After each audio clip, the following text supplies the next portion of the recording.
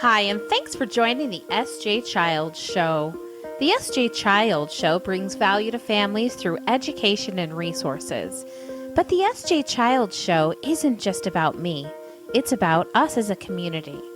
Join me as we help educate and support our community, help bring kindness and love and inclusion to all. Thank you so much for taking the time to listen and watch. I really appreciate all the support from all of the viewers and listeners, and I just want to let you know I want you to join me on this journey. Come and follow my social media, and let's do this together. Enjoy the show.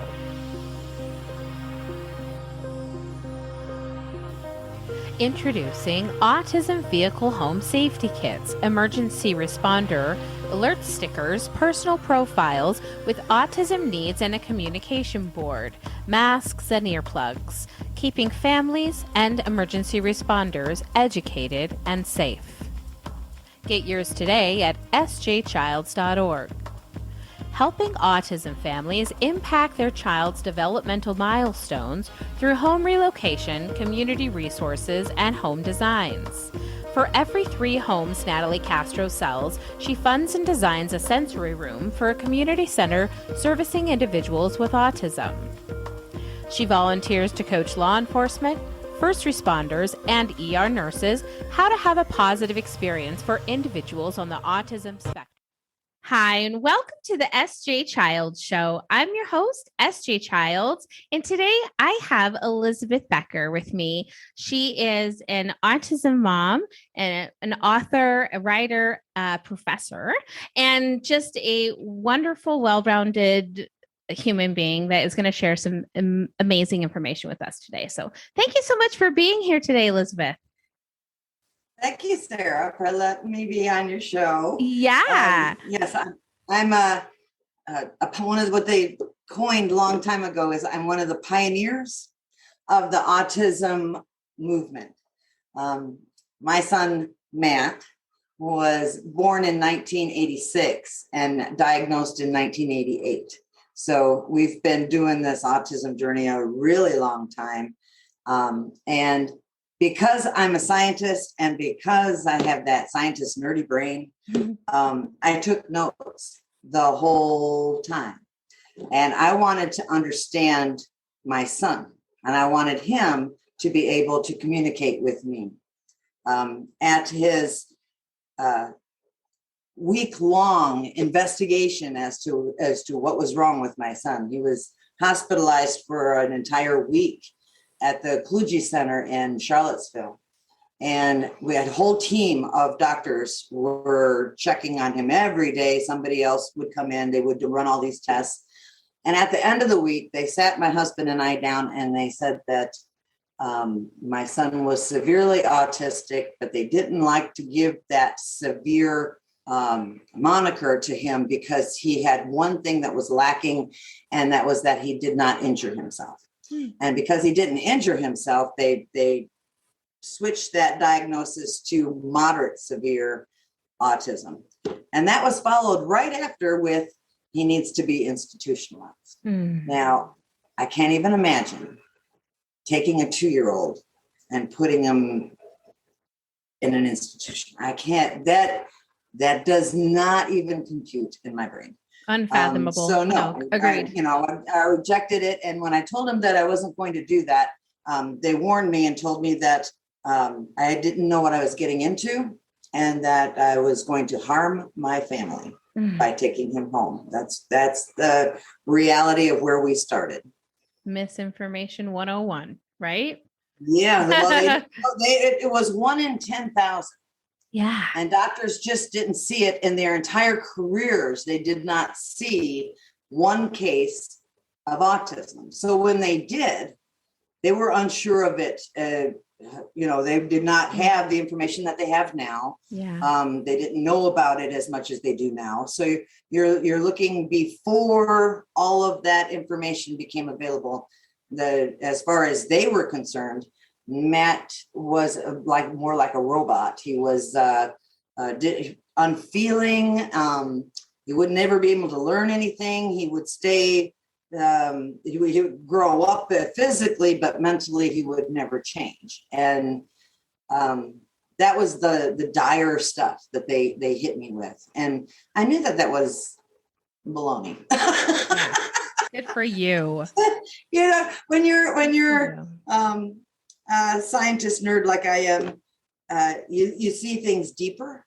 Yeah. And I had spent the time watching Matt go from a nice, normal, everyday chase the cat around the house child to this one that would sit behind chairs and rock back and forth and not look at me anymore. And I knew there was a transition going on, and I knew it had to do with his brain, and I knew something was wrong with him. I watched him have petit mal seizures. Petit mal seizures are where you can't tell that they're having a seizure, except for they stop. Everything stops. Their eyes don't blink. They don't move. They're just all of a sudden frozen for a little bit. And Matt had those repeatedly over and over in that time frame. So I knew he was having damage. There was damage going on, and I knew something was up. I didn't have a name for it, and I didn't have any way to treat it. And I sought out the doctors to figure out what it was. And once they gave me the name for it, at least I had that. Yeah. The unknown is awful.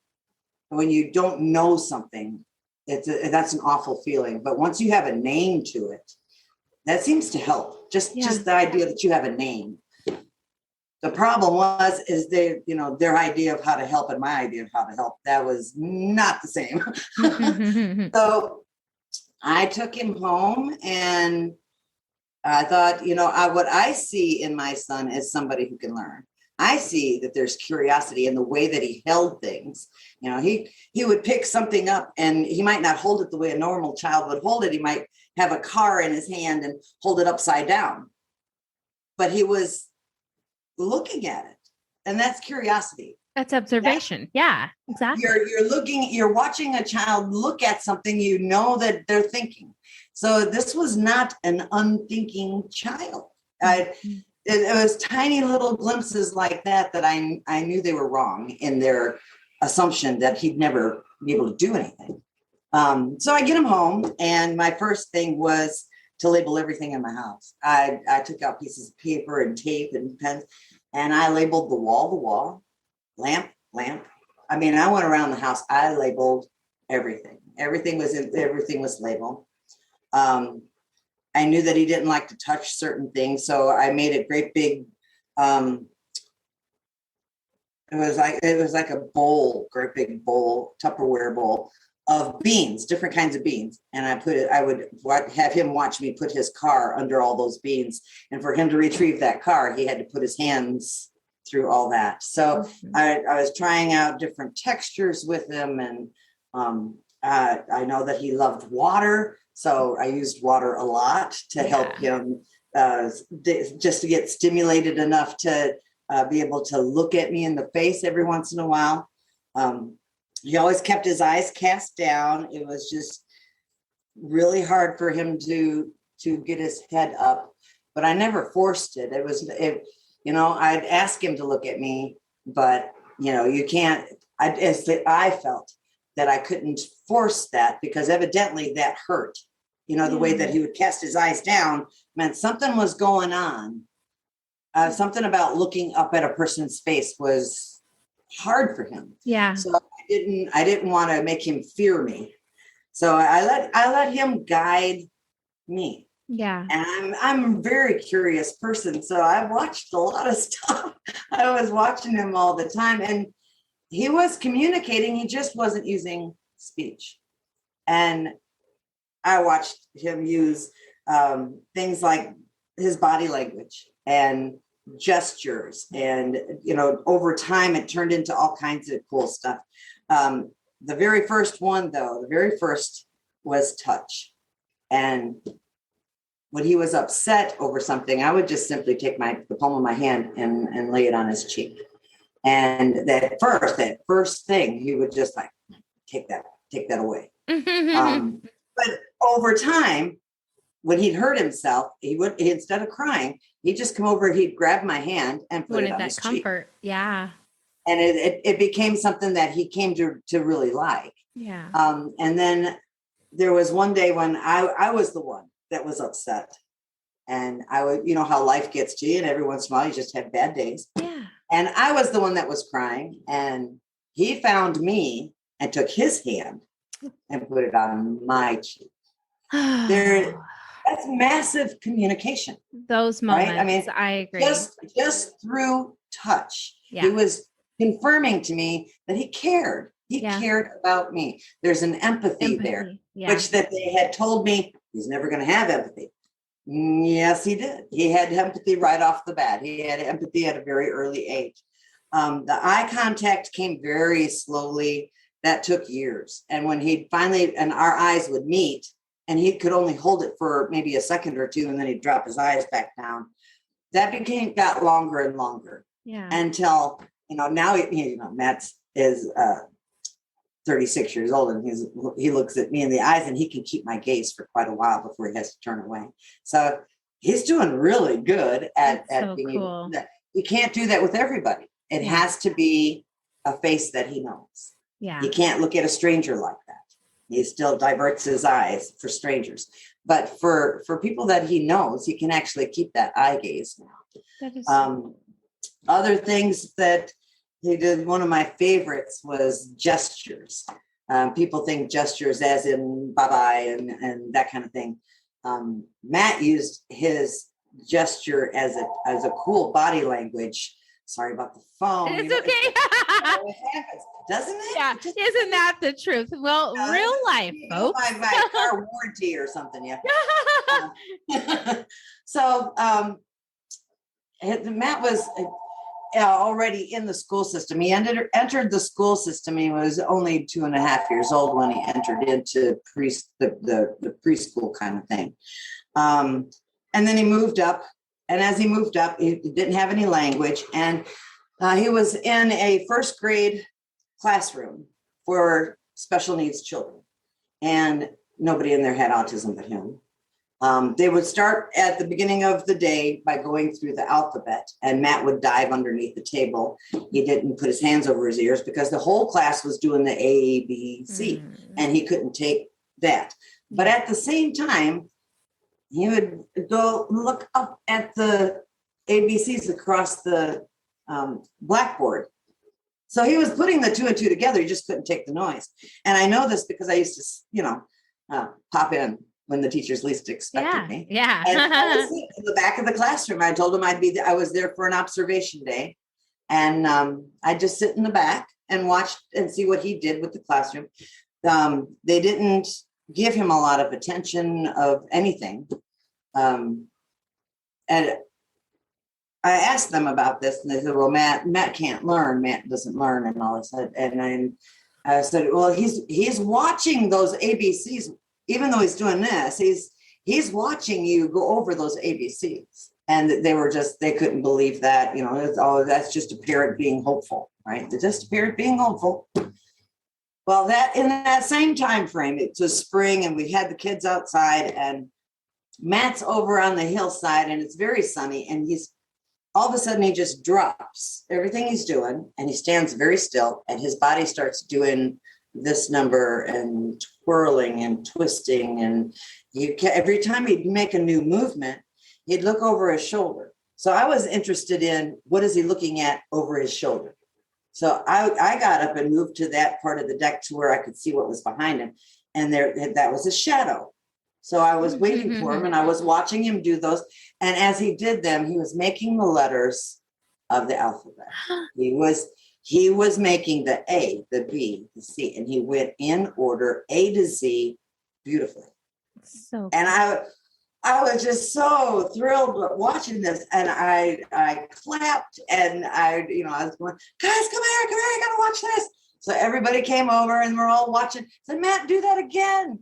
And he was smiling, and it was just like, my mom finally gets it kind of thing. Hey. And he just all of a sudden started doing it again.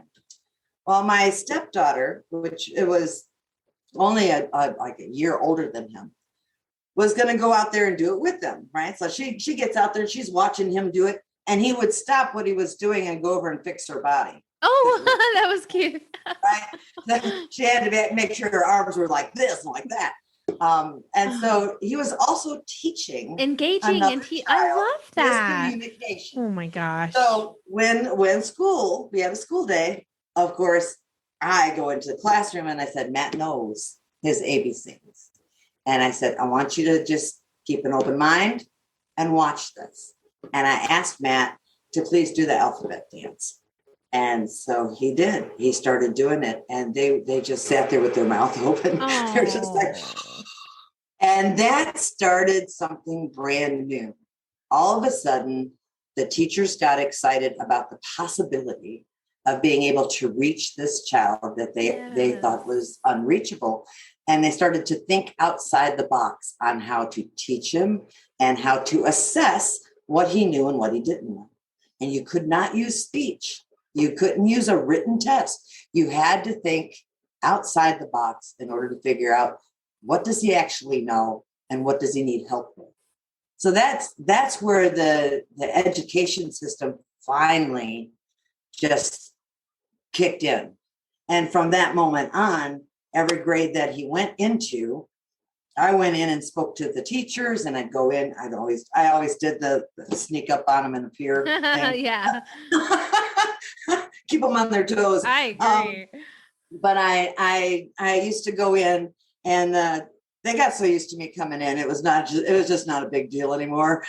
So I got to teach the teachers about my son. He also had, I got him a paraprofessional that was with him all day long. So it was just for him to keep him on task. So as he grew up and started to write and started to do things that other children did, and he actually started doing homework during the day at school, he had this paraprofessional that would keep him on task. And her biggest job was basically when he'd start getting distracted was to tap and get him. Oh, the knocking. Mom. Oh, I love it. That's my dog. Yep. Yeah, so okay. Right. I have 3 of them, and they sound about as big as mine. So she's a German Shepherd. We have Great Pyrenees. So yes, the big dogs. Yes, yeah, that is so funny. Oh, great. She was tapping, and she was keeping him on task, and he moved from the special ed to a regular classroom in the 3rd grade.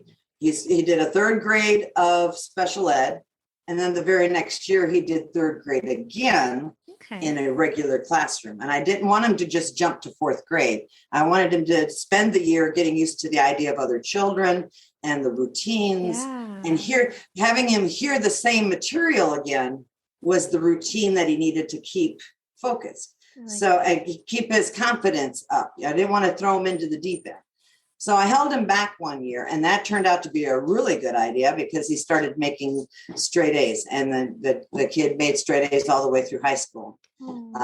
He graduated a National Honors student. Oh my goodness. This is somebody who couldn't speak very much, and he couldn't interact with people. And I mean, Matt's always going to be moderate severe. That's where he's always going to be, but that doesn't affect his IQ. And so he was able to graduate number 4 in his class, and he was the first autistic person to graduate high school. So, we were hitting those. Oh my goodness. We were hitting those hurdles and figuring out ways to overcome this one and figuring out ways to overcome that one.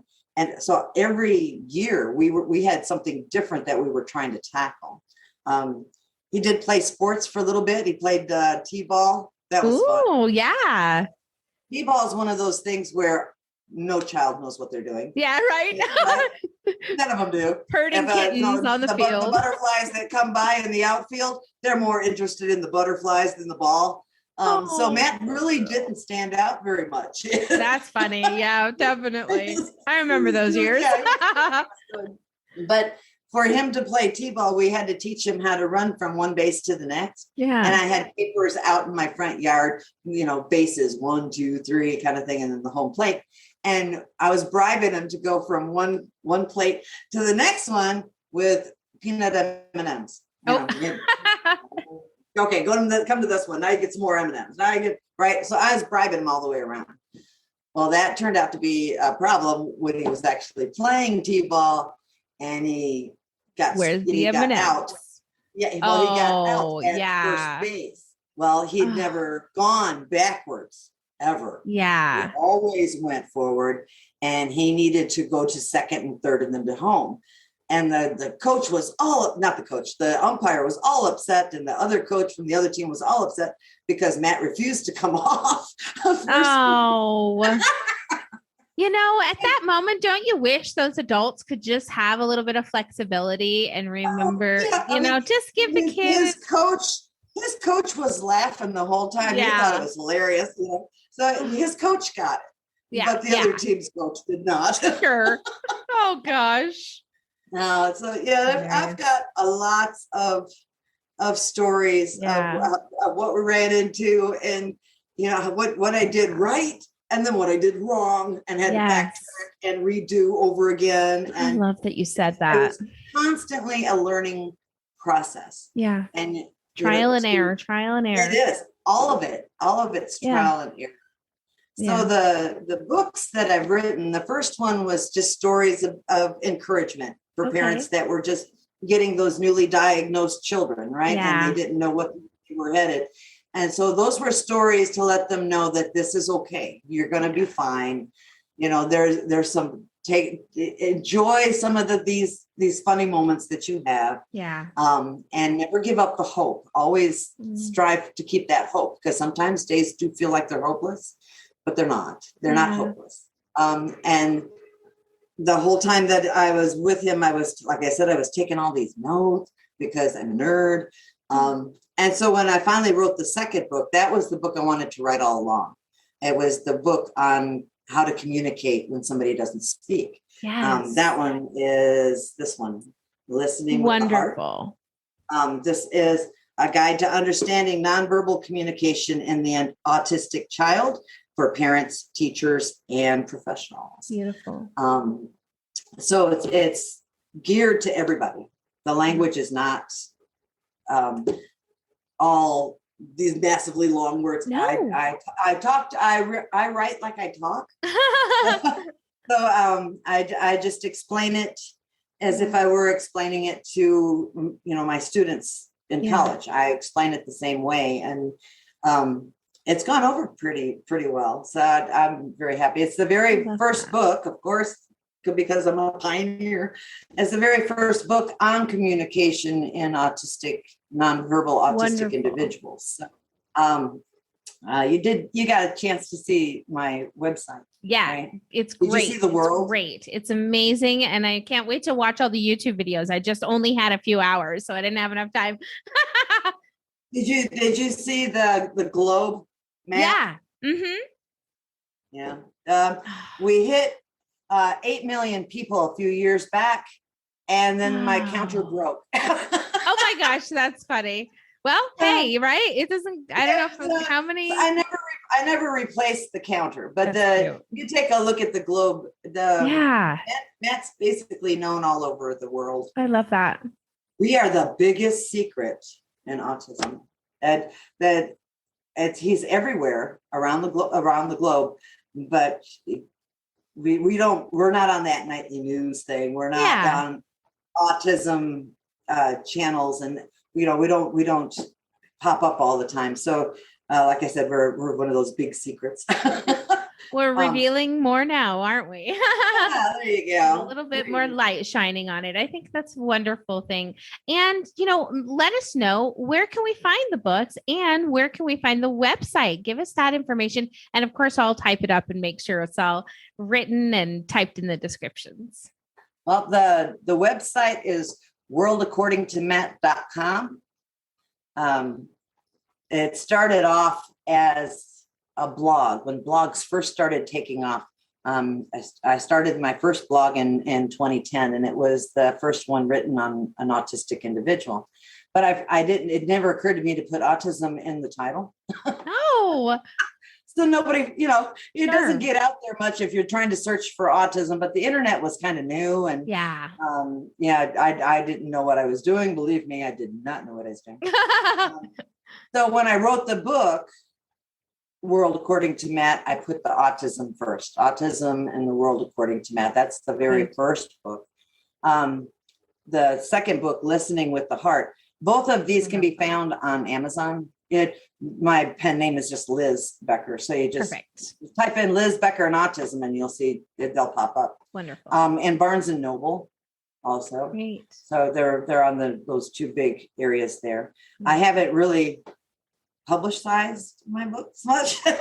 They take off by word of mouth, and they've been out there for years and they're still selling. So that's amazing.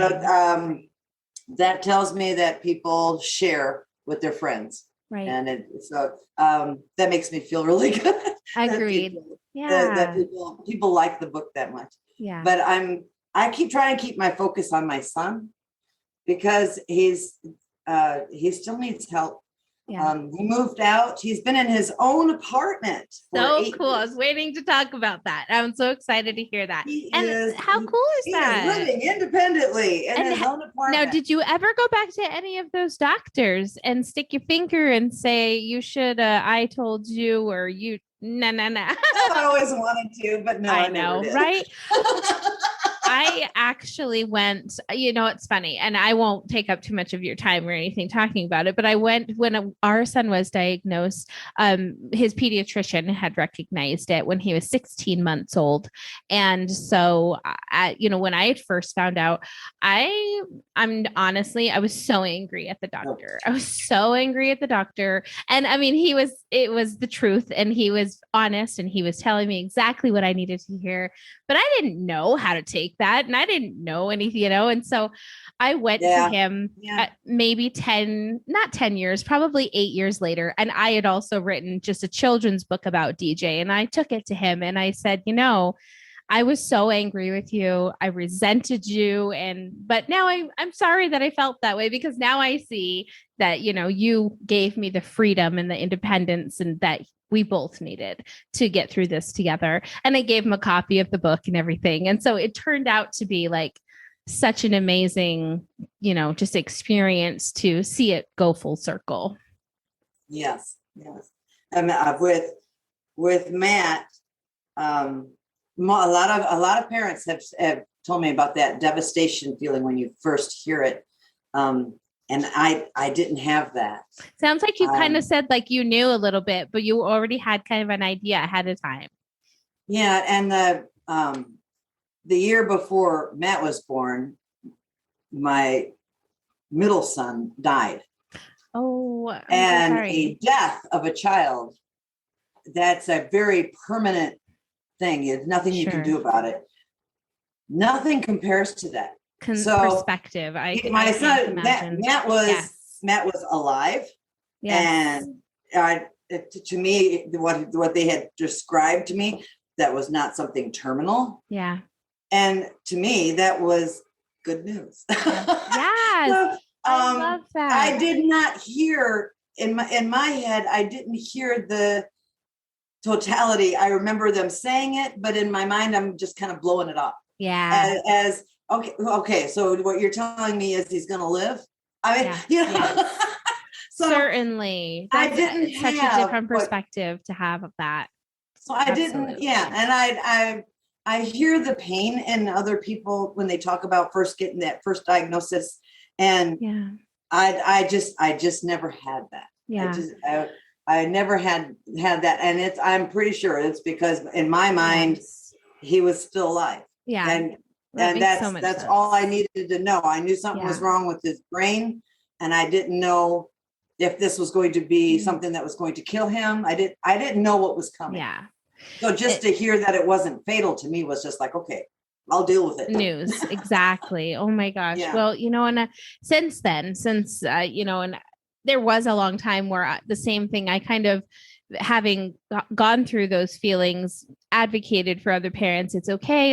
And then the day comes where I have an interview with this amazing autistic adult that tells me the moment my parents told people how devastating it was that I had this diagnosis, my heart was broken and I felt this way and that. And I went, oh my gosh, like I had no idea, like that was not my intent, of course. And he wasn't Right. to him, but now then I recognized and thought, okay, there's a new way to talk about this. There's a different way to describe it. And now I just say, you know, it's okay to feel overwhelmed. It's okay to, you know, have questions or to be confused, but I don't use that devastation word anymore. I have much more compassion about how that could make someone feel.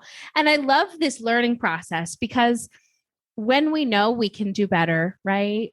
Yes, exactly. It's wonderful. So, and Matt has, when he graduated from high school, it took me 10 years, almost 10 years to prepare him for living on his own. But that's what he wanted. That was his desire, his lifelong wish, his big goal.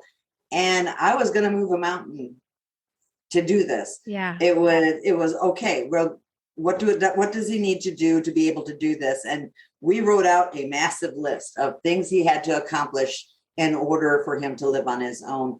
And he tackled those things because his desire to have that independence was so strong that if I said, okay, you can't have an apartment of your own unless you can actually cook yourself a meal. Right. So we got into all of that, and he approached that as this is not a chore.